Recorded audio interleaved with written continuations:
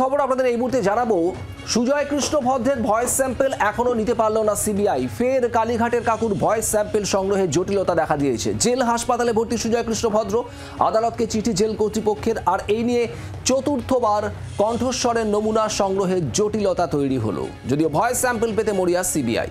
কথা বলবো, আমাদের সঙ্গে টেলিফোনে রয়েছেন আমাদের প্রতিনিধি বিক্রম দাস রয়েছেন আমাদের সঙ্গে। বিক্রম, আবারও জটিলতা ভয়েস স্যাম্পল সংগ্রহ করাকে কেন্দ্র করে ঠিক কি বলা হচ্ছে, কি জানতে পারছো?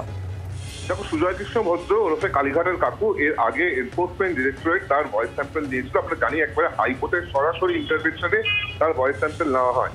এবার সিবিআইও তার ভয়েস স্যাম্পল চায় এবং সিবিআই সেই আবেদন করে মূলত আদালতের দ্বারস্থ হয়েছিল।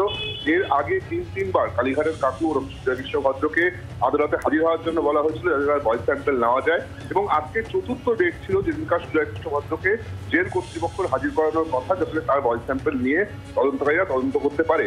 কিন্তু যেটা আজকে জেল কর্তৃপক্ষের তরফ থেকে রিপোর্টে লিখে চিঠি দিয়ে জানিয়ে দেওয়া হয় আদালতকে, কালীঘাটের কাকু ওরফে সুজয় কৃষ্ণ ভদ্র তিনি জেল হাসপাতালে এই মুহূর্তে ভর্তি রয়েছেন এবং তাকে কোনো রকম ভাবে ফিজিক্যাল প্রোডাকশন করা যাবে না।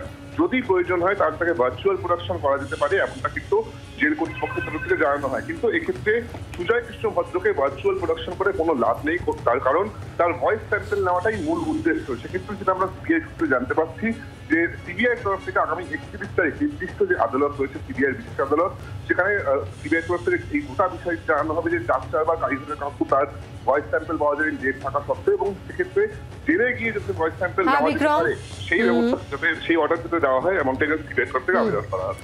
ধন্যবাদ। বাংলার আওয়াজ, বাঙালির আবেগ, জি 24 ঘন্টা।